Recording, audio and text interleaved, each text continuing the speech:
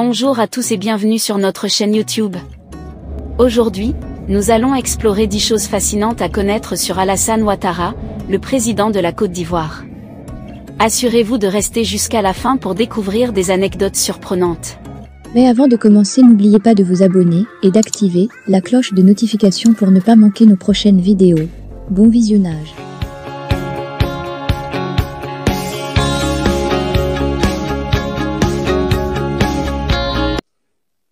Alassane Ouattara est né le 1er janvier 1942, à Dimbokro, centre de la Côte d'Ivoire.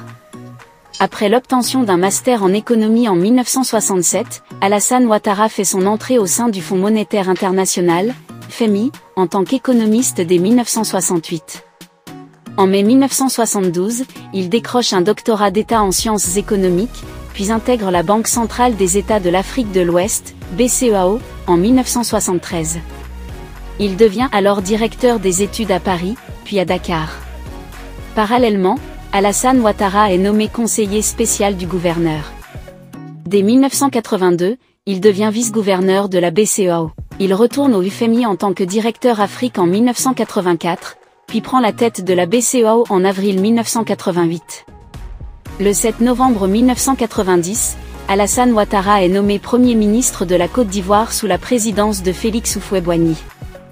Le 1er août 1999, il sera élu président du Rassemblement des Républicains, RDR, et annonce sa candidature à l'élection présidentielle de 2000.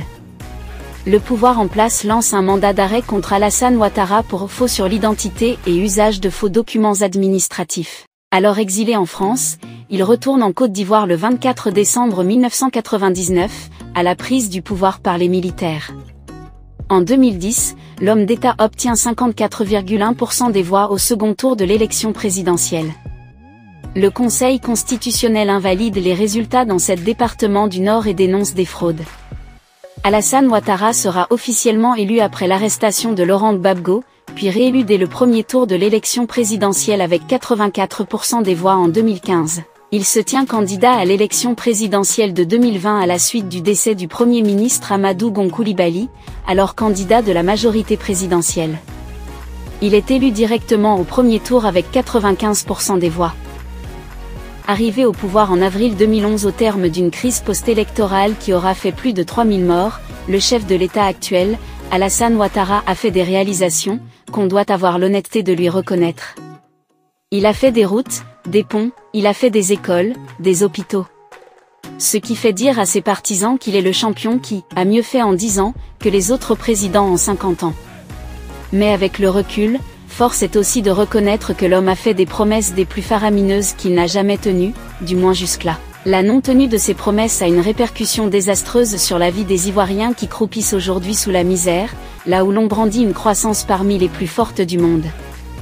Voici quelques-unes des promesses non tenues. La sécurité, ne donne pas ta voix à l'insécurité, clamait une affiche de campagne du candidat Ouattara. Et l'homme en campagne de dire qu'il fera régner la sécurité partout. Mais sous son règne, l'insécurité a eu un visage, les microbes, ces enfants qui agressent en pleine journée au nez et à la barbe des tous et qui ont rarement été inquiétés. Ils ont été rebaptisés, enfants en conflit avec la loi. La seule évocation des microbes sème la panique parmi les populations. Outre ces microbes, des cas d'enlèvement se signalent de plus en plus. Ce qui n'est pas sans augmenter la psychose dans les populations. Les coupeurs de route avec des armes de guerre.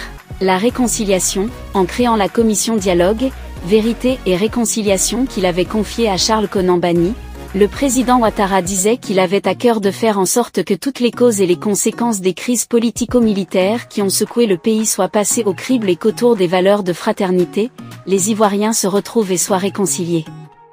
Mais le premier couac fut le rattrapage, qui se traduisait par la nomination des ressortissants d'une seule et même région au poste clé de la République. Puis, le rapport fait par la commission Dialogue, Vérité et Réconciliation n'a jamais fait l'objet d'une publication devant permettre au peuple de se l'approprier et de taire toutes les rançéures. Quand adviendra la réconciliation? On attend toujours. La démocratie, je serai un président non seulement démocratiquement élu, mais qui exercera son mandat dans un cadre démocratique, qui s'occupera du peuple ivoirien et qui contribuera à ouvrir la Côte d'Ivoire sur le monde entier. J'ai beaucoup d'ambition pour la Côte d'Ivoire et pour l'Afrique. J'ai toujours souhaité apporter une contribution à mon pays, et je suis heureux de pouvoir le faire. Avait-il dit lors de sa prestation de serment le 20 mai 2011 à Yamoussoukro. Les élections législatives de 2011, de 2016 et de 2021, les élections locales, municipales et régionales, de 2018 ont laissé un goût amer d'un forcing de certains candidats proches du parti au pouvoir dans des zones dites stratégiques à ne pas perdre. L'élection présidentielle de 2020 était si démocratique?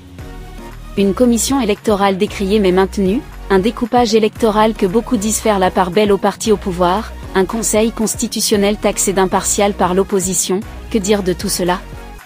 À chacun ses conclusions.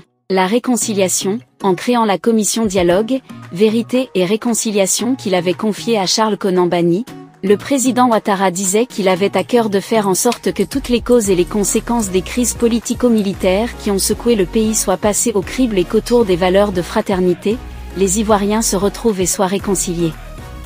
Mais le premier couac fut le rattrapage, qui se traduisait par la nomination des ressortissants d'une seule et même région au poste clé de la République. Puis, le rapport fait par la commission Dialogue, Vérité et Réconciliation n'a jamais fait l'objet d'une publication devant permettre au peuple de se l'approprier et de taire toutes les rancœurs. Quand adviendra la réconciliation? On attend toujours. La démocratie, je serai un président non seulement démocratiquement élu, mais qui exercera son mandat dans un cadre démocratique, qui s'occupera du peuple ivoirien et qui contribuera à ouvrir la Côte d'Ivoire sur le monde entier. J'ai beaucoup d'ambition pour la Côte d'Ivoire et pour l'Afrique. J'ai toujours souhaité apporter une contribution à mon pays, et je suis heureux de pouvoir le faire. Avait-il dit lors de sa prestation de serment le 20 mai 2011 à Yamoussoukro. Les élections législatives de 2011, de 2016 et de 2021, les élections locales, municipales et régionales, de 2018 ont laissé un goût amer d'un forcing de certains candidats proches du parti au pouvoir dans des zones dites stratégiques à ne pas perdre. L'élection présidentielle de 2020 était si démocratique? Une commission électorale décriée mais maintenue, un découpage électoral que beaucoup disent faire la part belle au parti au pouvoir, un conseil constitutionnel taxé d'impartial par l'opposition, que dire de tout cela? À chacun ses conclusions. La cherté de la VIE, ne donne pas ta voix à la pauvreté, pouvait-on aussi lire sur les affiches de campagne du candidat Ouattara qui promettait un toit pour chaque Ivoirien, la fin de la vie chère, la fin de la hausse des prix des denrées et des produits de première nécessité. Le président Alassane Ouattara, chef de l'État, est au palais depuis 2011. Et depuis 2011 aussi les prix du riz, du sucre, du lait, du savon, de l'huile, du carburant, des assurances, du transport, des habits, des matériaux de construction, des loyers, des biens d'équipement, de la scolarité, des médicaments, des soins et de l'hospitalisation, ne font que grimper et grimper. La promesse n'est pas encore tenue et la cherté de la vie met une grande partie de la population dans la précarité. L'état des droits, depuis la crise de 2011 et celle de 2020 qui ont fait des morts, on attend que tous ceux qui ont commis des atrocités soient jugés pour leurs crimes. Comme l'avait promis le président Ouattara en 2011, en ces termes, tous les responsables de ces crimes, sans distinction, quels qu'ils soient, où qu'ils soient de mon bord ou de celui de Laurent Gbagbo, nul ne sera au-dessus de la loi. La Côte d'Ivoire va devenir un exemple en matière de démocratie et des droits de l'homme. Combien sont les chefs de guerre à qui des choses sont reprochées ont été appelés devant le tribunal? Combien de supplétifs des combattants ayant commis des atrocités ont-ils été jugés? On attend toujours que le chef de l'État tienne cette promesse de la justice pour tous. La bonne gouvernance était aussi un des slogans de campagne. Élu en 2010 et installé en 2011, le président Ouattara répétait « Nous ferons en sorte que la Côte d'Ivoire soit un pays modèle en matière de gouvernance ». Où en est-on? En tout cas, la création en 2021 du ministère de la lutte contre la corruption démontre que la malgouvernance était si ancrée que le chef a dû créer un ministère pour la combattre. Mais pour quel résultat? Jusque-là, des directeurs généraux soupçonnés de détournement de deniers publics ont juste été relevés de leurs fonctions, sans poursuite judiciaire. Quid de l'argent public détourné? On attend que le président tienne sa promesse de rigueur et de bonne gouvernance. Le transfert de la capitale, c'était l'une des promesses d'Alassane Ouattara lors de la campagne présidentielle ivoirienne de 2010. Le président avait en effet assuré qu'il irait s'installer à Yamoussoukro et qu'il procéderait ainsi au transfert effectif de la capitale. 10 ans plus tard, le même Ouattara s'excusait. Malheureusement, l'état de délabrement dans lequel nous avons trouvé le pays ne nous a pas permis d'honorer cet engagement. Le transfert de la capitale par Ouattara fut un échec. Mais, pour son troisième mandat, il assura à nouveau être fermement engagé à faire de Yamoussoukro, notre capitale politique, une ville moderne et modèle. Depuis, plus rien dans ce sens. Réalisation majeure. Sous la présidence d'Alassane Ouattara, la Côte d'Ivoire a connu une croissance économique significative, atteignant des taux de croissance parmi les plus élevés du monde. Il a investi massivement dans les infrastructures, y compris les routes, les ponts et les écoles, améliorant ainsi la qualité de vie des Ivoiriens. Relance économique. Sous la présidence d'Alassane Ouattara, la Côte d'Ivoire a connu une relance économique spectaculaire. Le pays a enregistré des taux de croissance économique parmi les plus élevés au monde, atteignant parfois plus de 8% par an. Cette croissance a été soutenue par des réformes économiques, la stabilisation macroéconomique, et un climat d'affaires amélioré. Infrastructure. Ouattara a supervisé la construction et la modernisation de nombreuses infrastructures essentielles. Des centaines de kilomètres de routes ont été construites ou rénovées, facilitant les transports et les échanges commerciaux à travers le pays.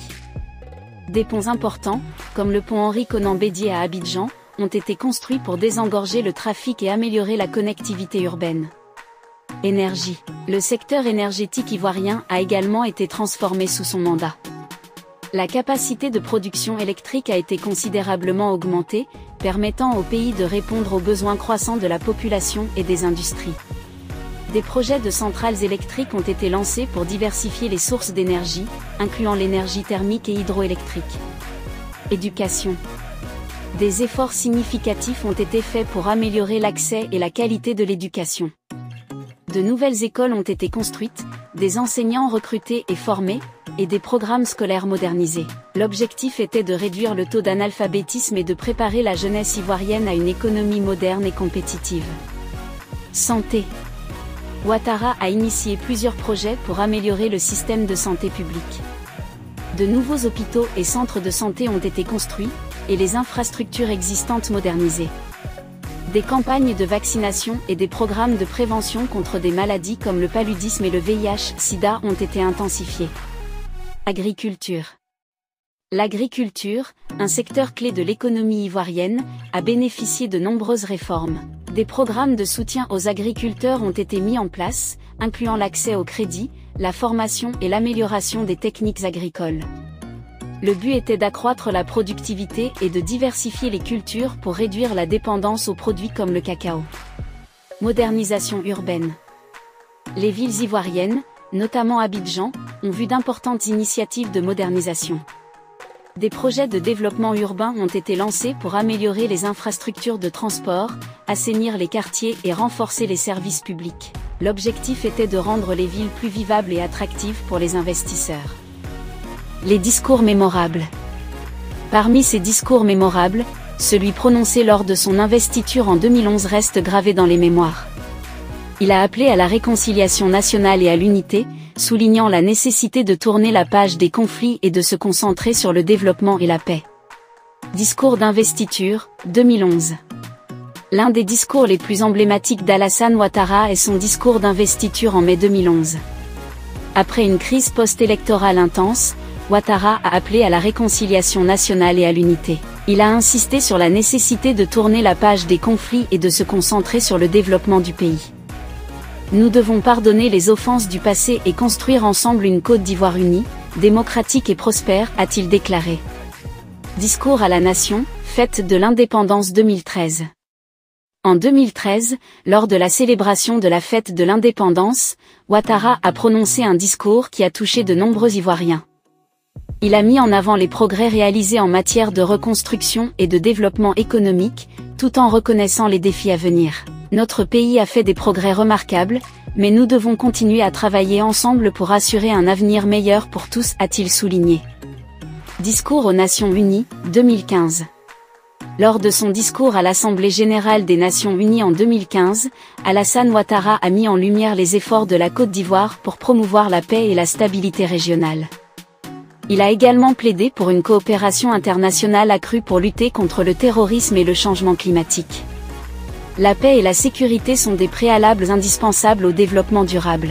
La Côte d'Ivoire est déterminée à contribuer activement à la stabilité de notre région, a-t-il affirmé. Discours sur l'éducation, 2020.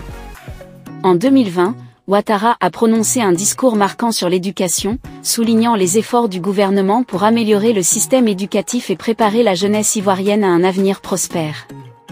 Il a mis en avant les investissements dans les infrastructures scolaires et la formation des enseignants. L'éducation est la clé de notre avenir. Nous devons investir dans nos enfants pour assurer un développement durable et inclusif, a-t-il déclaré. Vie personnelle. Alassane Dramane Ouattara est né le 1er janvier 1942 à Dimbokro, en Côte d'Ivoire. Il est issu d'une famille modeste de commerçants et d'agriculteurs. Son père, Dramane Ouattara, et sa mère, Adjana Bintou Cissé, ont joué un rôle crucial dans son éducation et son développement personnel. Ouattara a commencé son éducation en Côte d'Ivoire avant de partir pour l'étranger. Il a étudié en Haute-Volta, aujourd'hui Burkina Faso, puis en France, et enfin aux États-Unis. Il a obtenu un doctorat en sciences économiques à l'Université de Pennsylvanie en 1972. Ces années passées à l'étranger ont fortement influencé sa vision du monde et sa carrière future. Avant de se lancer en politique, Ouattara a eu une carrière impressionnante sur la scène internationale. Il a travaillé pour le Fonds monétaire international, FMI, à Washington DC où il a gravi les échelons jusqu'à devenir directeur adjoint. Plus tard, il a été gouverneur de la Banque centrale des États de l'Afrique de l'Ouest, BCEAO. Ces expériences lui ont permis de développer une expertise économique reconnue mondialement. En 1984, Alassane Ouattara rencontre Dominique Nouvian, une femme d'affaires française d'origine juive alsacienne. Leur rencontre marque le début d'une relation qui allait se solidifier par le mariage. Dominique Nouvian, désormais Dominique Ouattara, joue un rôle essentiel dans sa vie personnelle et professionnelle. Alassane et Dominique Ouattara ont 2 enfants, David et Fanta. La famille est connue pour sa discrétion et son unité. Dominique Ouattara, en plus de son rôle d'épouse, est très active dans les œuvres caritatives et dirige la fondation Children of Africa, qui œuvre pour le bien-être des enfants en Afrique. Alassane Ouattara est un grand amateur de football. Il est un fervent supporter de l'équipe nationale de Côte d'Ivoire, les Éléphants. Il a souvent été vu assistant à des matchs importants et encourageant l'équipe. En dehors du football, il apprécie la lecture et suit de près les actualités économiques et politiques mondiales. Ouattara est décrit par ses proches comme un homme humble et accessible. Il entretient des relations cordiales avec ses anciens collègues et amis de longue date. Sa capacité à rester en contact avec ses racines malgré son ascension politique et économique est souvent soulignée par ceux qui le connaissent bien. Alassane Ouattara est un musulman pratiquant. Sa foi joue un rôle important dans sa vie personnelle, guidant ses valeurs et ses actions. Il participe régulièrement aux prières et aux fêtes religieuses, et il est respectueux des autres croyances, prônant la tolérance religieuse en Côte d'Ivoire. Enfin, saviez-vous qu'Alassane Ouattara est polyglotte? Il parle couramment plusieurs langues, dont le français, l'anglais et le dioula. Un autre fait peu connu est son intérêt pour la musique classique, qu'il écoute souvent pour se détendre après des journées de travail intenses. Les relations internationales. En tant que président, Ouattara a renforcé les relations de la Côte d'Ivoire avec de nombreux pays, notamment la France et les États-Unis. Il a également joué un rôle clé au sein de la Communauté économique des États de l'Afrique de l'Ouest, CEDEAO, promouvant la stabilité et la coopération régionale. Son héritage. L'héritage d'Alassane Ouattara est marqué par la transformation économique et infrastructurelle de la Côte d'Ivoire. Malgré les défis, il a réussi à positionner le pays comme l'une des économies les plus dynamiques de l'Afrique de l'Ouest. Les défis rencontrés. Ouattara a dû faire face à de nombreux défis, notamment la réconciliation nationale après la crise post-électorale, la lutte contre la corruption et les tensions politiques internes. Ses efforts pour surmonter ces obstacles ont façonné son mandat présidentiel.